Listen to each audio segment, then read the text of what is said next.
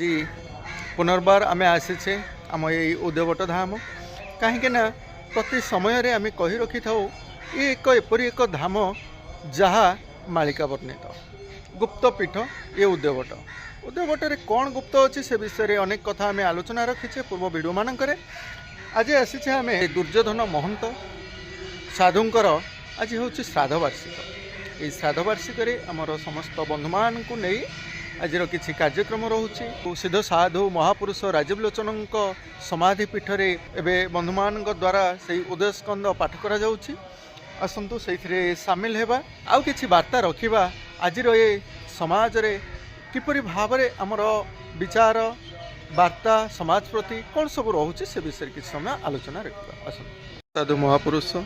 वर्तमान समय रे सेही रास राधा कृष्णंकर समय को मध्य वर्णना करुछि। प्रभु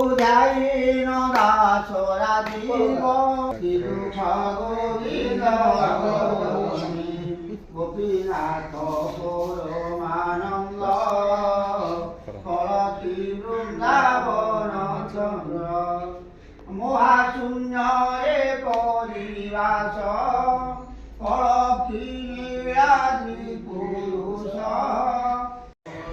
इच्छा बिहारी को इच्छा रे इंदु काय रुचो आगरी सोनर दियो नाई इंद्रिय गहरी पाई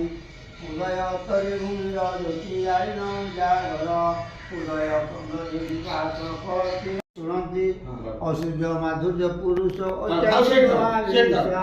काय कथा इति एक भाव परे उलट पालट होवा कथा तो एई कथा तो सुनो से अक्षर क्रम रे लिखिछु से अक्षर क्रम रे लिखिछु अ परे अ परे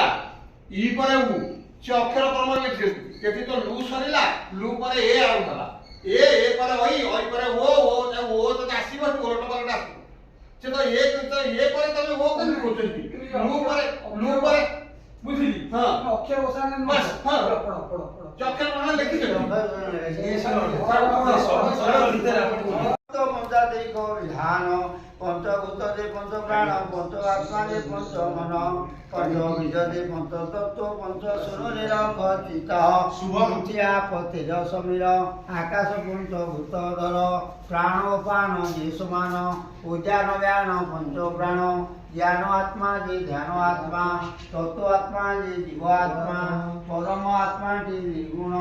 पश्चिमे दुटी कर गुण मन जे सुमन कुमन विमन अमन मिश्रण श्री भे त्रिबीज भी जे पंचबीज रूप नाम बुद्धि विवेक आश्रय पंच तत्व एक उद्योगट धाम रे आज महंत दुर्योधन दासंक श्राद्ध वार्षिक उत्सव आम सामिल होइचे बंधु मान सह किसी आलोचना रखा और ये प्रतिमूर्ति अच्छे आस परिचय प्रदान करेंगे आमर बंधु कहते आज्ञा ये हेले हमर दुर्योधन दास स्वाधीनता संग्रामी जीवन को झास देइथिले बारंबार आंदोलन सामिल होइथिले से थिले राजीव लोचनकर परम भक्त श्राद्ध वार्षिक से श्राद्ध वार्षिक उपलक्षे ताको सम्मान करूछु तांको सहित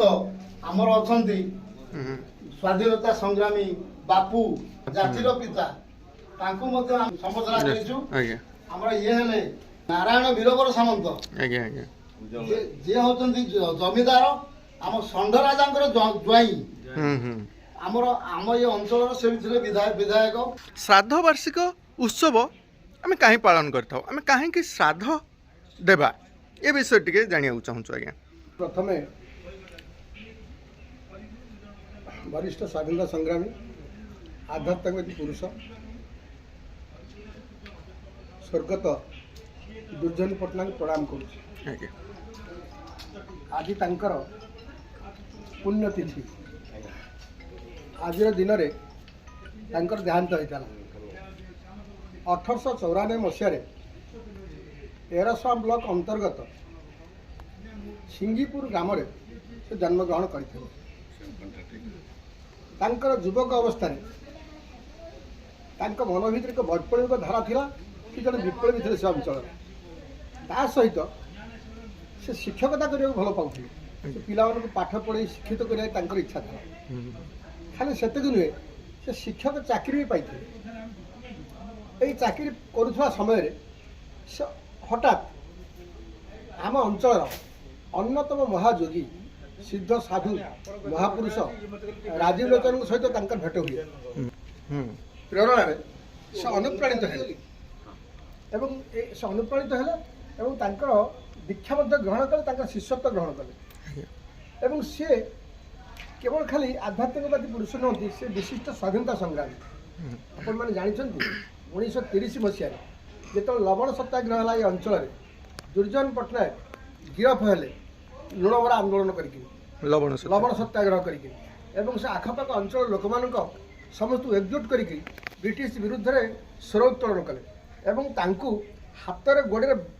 ବେଢ଼ି ପକାଇକି ଟାଣିକି ବ୍ରିଟିଶ ସୈନିକମାନେ ଆମର ଚଟୁଆ ସ୍ଥିତ, ଯାହାକୁ ବେଢ଼ି ମଠ ବୋଲି କୁହାଯାଏ, ସେଠି ବାନ୍ଧିକି ରଖିଲେ ଏବଂ ଅତି ନିର୍ଯାତନା ଦେଲେ, ରକ୍ତାକ୍ତ କଲେ ତାଙ୍କ ଶରୀରକୁ, ମାଟିରେ ଘୋଷାଡ଼ିକି ନେଲେ। ଯେତେ ମାଡ଼ ହେଉଥାଏ, ଯେତେ ଘୋଷଣା ଚାଲିଥାଏ, ତାଙ୍କ ମନ ଭିତରେ ସେତେ ଉତ୍ସାହ,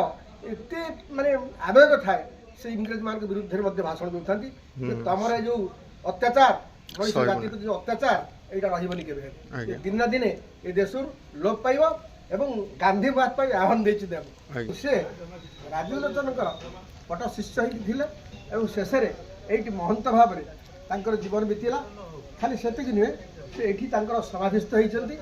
ଆପଣମାନେ ତାଙ୍କର ପ୍ରେରଣାରେ ଅନୁପ୍ରାଣିତ ହେବା ଦରକାର ଏବଂ ଗୋଟେ ନିଷ୍ଠାବାନ ମଣିଷ ଭାବରେ ଏ ଦେଶରେ ଗୋଟେ ସୈନିକ ଭାବରେ ଛିଡ଼ା ହେବା, ତାଙ୍କର ଯେଉଁ ଆଶା ଥିଲା, ଯେଉଁ ଉଦ୍ୟମ ଥିଲା, ସେ ସାକାର ହେବା ଦରକାର। ଏବଂ ଆପଣ ଦେଖୁଛନ୍ତି ମୋର ବାମ ପାର୍ଶ୍ୱରେ ତାଙ୍କର ପୁତ୍ର ବି ଅଛନ୍ତି, ମୋର ବଡ଼ ଭାଇ। ତାଙ୍କ ସମସ୍ତ ଜୀବନ ଏଇଠି ମଧ୍ୟ କଟିଗଲାଣି। ସେ ବନ୍ଦରର କର୍ମଚାରୀ ଥିଲେ ଏବଂ ପ୍ରତିବର୍ଷ ସେ ତାଙ୍କର ଶ୍ରାଦ୍ଧବାର୍ଷିକକୁ ଏଠି ପାଳନ କରନ୍ତି ଏବଂ ଏହି ପୁଣ୍ୟ ମାଟି ସବୁଦିନ ତାଙ୍କୁ ବଞ୍ଚେଇ ରଖିବ, ଏହି ଆଶା ଆମେ ଆପଣମାନଙ୍କୁ କରୁଛୁ। ନମସ୍କାର। ନମସ୍କାର ଆଜ୍ଞା। ତାଙ୍କ ପୁତ୍ର ଶ୍ରାଦ୍ଧଟିଏ ଦେଉଛନ୍ତି ଆଜ୍ଞା, ପୁତ୍ର ଦେଉଛନ୍ତି। ଶ୍ରାଦ୍ଧ ଦେବା ଦ୍ୱାରା ତାଙ୍କର ପିତାଙ୍କର ଯେଉଁ ଦେହାନ୍ତ ହେଇଗଲା ପରେ ସେ ଶ୍ରାଦ୍ଧ ସହିତ ସମ୍ପର୍କ କ'ଣ ରହୁଛି, ସେ ବିଷୟ ଟିକେ ଜାଣିବାକୁ ଚାହୁଁଛୁ। ଶ୍ରାଦ୍ଧ ହେଉଛି ଏକ ମାନେ ହିନ୍ଦୁ ସଂସ୍କୃତିର ପରମ୍ପରା। ଆଜି ପର୍ଯ୍ୟନ୍ତ ଦୁନିଆରେ ଯେତେ ଲୋକ ଯାଇଛନ୍ତି ଦୁନିଆ ଛାଡ଼ିକି, ସେମାନଙ୍କର ପୁତ୍ର, ସେମାନଙ୍କର ବଂଶଜମାନେ ସେମାନଙ୍କୁ ଶ୍ରାଦ୍ଧ ଦିଅନ୍ତି। ଶ୍ରାଦ୍ଧ ଶ୍ରଦ୍ଧାରୁ ଶ୍ରାଦ୍ଧ ହୋଇଥାଏ। ଶ୍ରାଦ୍ଧ ହିଁ ଅନ୍ୟମାନଙ୍କୁ ତାଙ୍କ ସ୍ମୃତିଚାରଣ କରିବାର ଦିନଟାକୁ ସେ ମନେ ପକାଇ ଦିଏ ଏବଂ ଶ୍ରାଦ୍ଧ ନ ରହିଲେ ଆମେ ଆମ ପୂର୍ବପୁରୁଷମାନଙ୍କୁ ଭୁଲିଯିବା। ତେଣୁ ଦୀର୍ଘ ଦିନ ଧରିକି ଇଏ ବଂଶ, ଏ ହିନ୍ଦୁର ଯେଉଁ ରାଜ୍ୟ ଓଡ଼ିଶା, ଏ ଓଡ଼ିଶା ରାଜ୍ୟର ପ୍ରତ୍ୟେକ ପରିବାର ତାଙ୍କର ପରମ ପୂଜ୍ୟମାନଙ୍କୁ ଆଜି ପର୍ଯ୍ୟନ୍ତ ଶ୍ରାଦ୍ଧ ଦେଇକା ଆସୁଛନ୍ତି। ଆପଣ ମଧ୍ୟ ଆପଣଙ୍କ ବାପା ପାଇଁ ଦେଉଛନ୍ତି, ମୁଁ ବି ମୋ ବାପାଙ୍କ ପାଇଁ ଦେଉଛି। ତେଣୁ ବୈଷ୍ଣବ ବାବୁ ତାଙ୍କର ବାପା ସେ ସ୍ୱାଧୀନତା ସଂଗ୍ରାମୀ ଥିଲେ। ଏ ଅଞ୍ଚଳର ଜଣେ ବିଶିଷ୍ଟ ମହାନ ମାନେ ସାରଥୀ ଭାବରେ ସେ ଆବିର୍ଭାବ ହେଲେ। ତାଙ୍କ କଥା ତ କହିଲେ ଗୋଟେ ପୁରାଣ ହବ। ଜୀବନରେ ଅନେକ କାହାଣୀ ଅଛି, ଏ ଛୋଟିଆ କାହାଣୀ ନୁହଁ। ମାନେ ଗୋଟେ ସମୟ ଆସିଛି ଯେଉଁ ସମୟରେ ତାଙ୍କ ସ୍ତ୍ରୀ ତାଙ୍କୁ ବାନ୍ଧିକି ରଖିଥିଲା ନିଜ ପଣତ କାନିରେ, ସେ ରାତିରେ ପଣତ କାନି ଖୋଲି ଦେଇକି ମଧ୍ୟ ପଳେଇଛନ୍ତି ସ୍ୱାଧୀନତା ଆନ୍ଦୋଳନରେ ଝାସ ଦେବାକୁ। ସେ ଏଭଳି ଜଣେ ସୈନିକ ଥିଲେ, ସେ ଯୋଦ୍ଧା ଥିଲେ, ସ୍ୱାଧୀନତାର ଯୋଦ୍ଧା ସେ ଥିଲେ। ତାଙ୍କର ଶ୍ରାଦ୍ଧ କେବଳ ବୈଷ୍ଣବକୁ ଦେଉନାହାନ୍ତି, ଆମେ ସମସ୍ତେ ଆଜି ଜଡ଼ିତ ହୋଇଛୁ। ଆମେ ସମସ୍ତେ ତାଙ୍କ ପାଇଁ ଶ୍ରାଦ୍ଧ ଉତ୍ସବରେ ତାଙ୍କୁ ମାନେ ତାଙ୍କଠୁ ପ୍ରେରଣା ପାଉଛୁ ଏବଂ ଆମେ ମଧ୍ୟ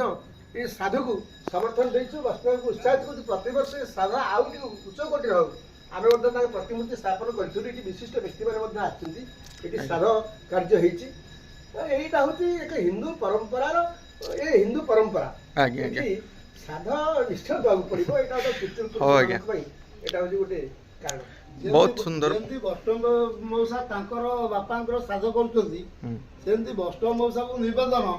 ତାଙ୍କର ଯେ ଅଛନ୍ତି ପରିବାର ପିଲାମାନେ ଅଛନ୍ତି, ତାଙ୍କୁ ସେଇଭଳି ଦିଗ୍ଦର୍ଶନ ଦିଅନ୍ତୁ, ସେମାନେ ବି ଯେମିତି କରିଚାଲନ୍ତୁ, ଆମେ ତାଙ୍କୁ ସହଯୋଗ କରିବୁ। ସେମାନଙ୍କର ପିଲାମାନେ ମଧ୍ୟ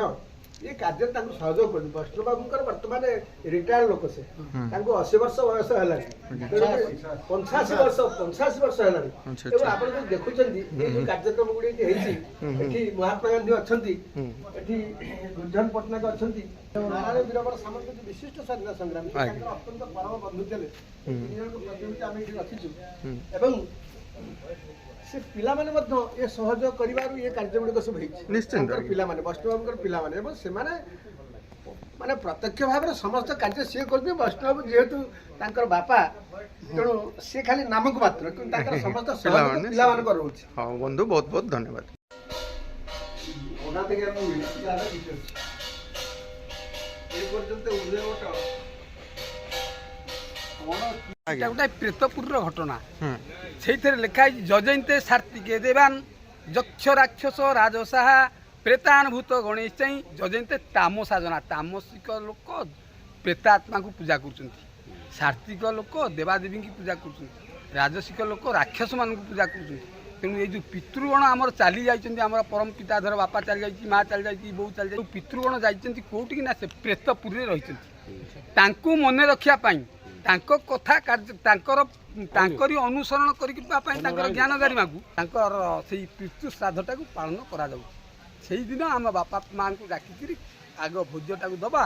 ତାପରେ ଯାଇକିରି ତାଙ୍କୁ ସନ୍ତୁଷ୍ଟ କରିସାରିଲା ପରେ ଆମେ ଖାଇକିରି ବାପା ମାଆଙ୍କର ସେଇ ପିତୃଗଣମାନଙ୍କର ସେଦିନ ଆମେ ସ୍ମରଣ କରିବାର ଦିବସ ଏଇଟା ହେଉଛି ବାର୍ଷିକ ଉତ୍ସବ ପ୍ରେତପୁରୀରେ ରହିଛନ୍ତି ବୋଲି ଯେଉଁ କଥା କହିଲେ ଆମେ ଜାଣିଛୁ ଯଦି ଆମ ପିତୃପୁରୁଷମାନଙ୍କୁ ଆମେ ପିଣ୍ଡଦାନ ଦେଉଛେ ସେତେବେଳେ କହୁଛେ ଏମାନେ ମୋକ୍ଷ ଲାଭ କରନ୍ତୁ ବା ସ୍ୱର୍ଗବାସୀ ହୁଅନ୍ତୁ ସମସ୍ତେ ଆମେ ଏଇ କଥା ହିଁ କହୁଛେ ତ ପ୍ରତିବର୍ଷ ଆମେ ପିଣ୍ଡ ଦେଉଛେ ପ୍ରେତପୁରୀରୁ ଡାକୁଛେ ଏଇଟା କେମିତି ଲାଗୁଛି ଏଇଟା ଗୋଟେ ତାମସିକ ଜିନିଷ କ'ଣ ତାମସିକ ଜିନିଷ ନା ଆମେ ଅଜ୍ଞାନରେ ରହିକିରି ଏ ପ୍ରେତପୁରୀ ପୂଜା ଚଲେଇଛି କିନ୍ତୁ ଭୀମ ଭୋଇ କହିଛନ୍ତି ଭୂତାଶ୍ରମ ହୋଇ ଭିତରେ ପଶିକି ଭୂତ ପ୍ରାୟ ବୁଦ୍ଧି କରି ମରିଗଲେ ପଛେ ଅଶୁଦ୍ଧ ହୋଇବୁ ଯିବୁ ଆମେ ପ୍ରେତପୁରୀ ତାମାନେ କ'ଣ ନା ପ୍ରେତାତ୍ମାଟା ଯେଉଁଗୁଡ଼ାକ ହେଇଛି ଯେଉଁମାନଙ୍କର ଅତୃପ୍ତି ଆତ୍ମା ସେଇ ପ୍ରେତପୁରୀରେ ରହିବେ କିନ୍ତୁ ଅତୃପ୍ତି ଆତ୍ମା କିନ୍ତୁ ଯେଉଁମାନେ ଜ୍ଞାନ ଆତ୍ମାରେ ପୂର୍ଣ୍ଣ ହେଇଛନ୍ତି ସେମାନେ ପ୍ରେତପୁରୀରେ ରହିବେନି ଡାଇରେକ୍ଟରେ ସୋ ମୋଟ ଯିବେ ନିର୍ବାଣ ପଥକୁ ଆଚ୍ଛା ନିର୍ବାଣ ତେଣୁ ଆମେ ସବୁ ଏତେ ସଂସାର ବନ୍ଧନ ଭିତରେ ରହିଛେ ଆମର ଏତେ ଲୋଭ ମୋହ ମାୟା ରହିଛି ଆମେ ଷଡ଼ ରୂପ ଭିତରେ ଏଭଳି ଭାବରେ ରହିଛେ ଯାହାଦ୍ୱାରା କି ଆମେ ପ୍ରେତପୁରରେ କିଛି ଦିନ ଏଇ ପିତା ମାତା ଭାଇ ଭଉଣୀ ଭଗ୍ନୀ ସଂସାର ପ୍ରତି ଲୋଭ ଅଛି ଆମେ ଘୁରି ବୁଲିବା ତାପରେ ଯାଇକି ଜନ୍ମ ହେବା ସେଇ ଘୁରି ବୁଲିବାଟାକୁ ଏମାନେ କହୁଛନ୍ତି 12 ବର୍ଷ ପରେ ପିଣ୍ଡଦାନ ଆଉ ଦିଅ ନା ନେଇକି ପ୍ରେତପୁରୀକି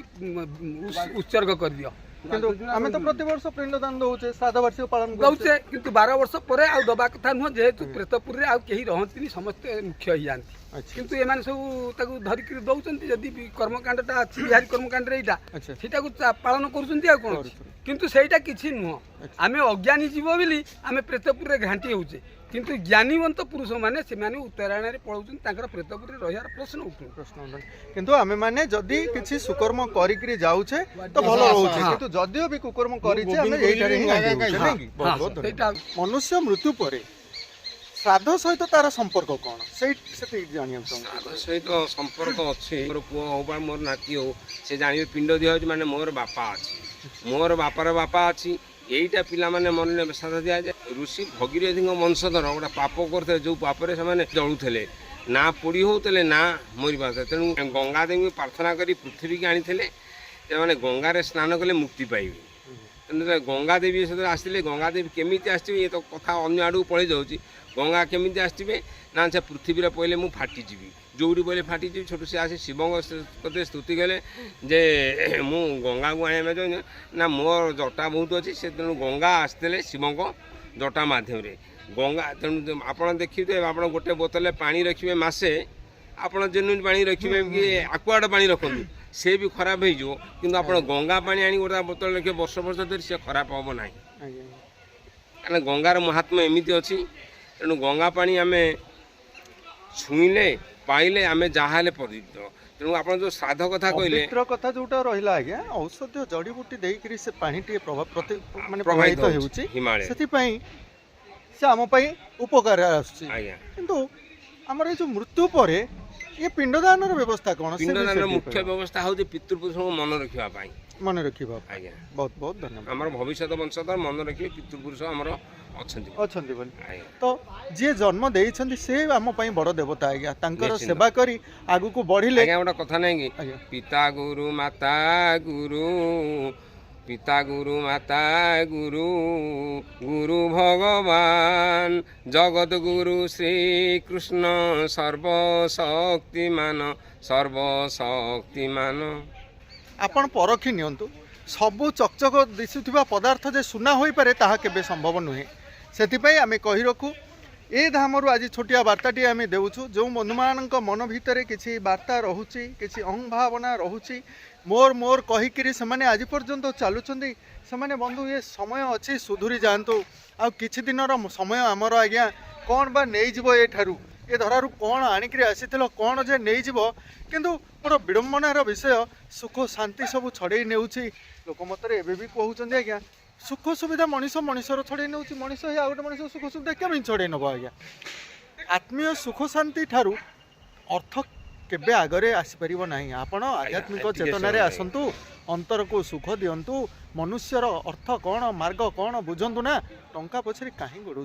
कौन कह आज्ञा मनीष ठार मनीष अर्थ छड़े नहीं जाऊँगी जो मनीष जो मनीष छड़े नेला से मनीष नुहति आज्ञा से हूँ अमनीष आप देखिथे यहाँ मेढ़ा मेढ़ा राइट यहाँ गाई यहाँ घोड़ा यहाँ हाथी आप हाथी कहते कि गाई कहते कि बलद कहते कि किंतु अमनीष कहीं कहते आठे मनीष चरित्र किसी ना बोली अमनीष कहुए आम मनीष देह दिव्य ज्ञान देखी सतोष भगवान तेणु जहाँ दिव्य ज्ञान ना से अमनीष किंतु आ गोटे कथा से सब किसी जानी नथिबे किंतु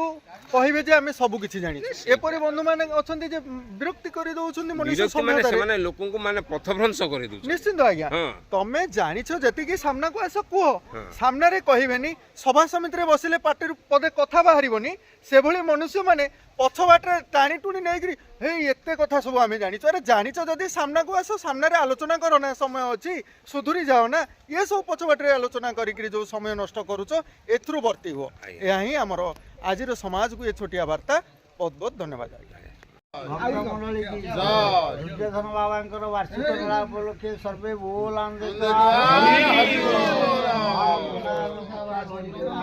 हरि हरि हरि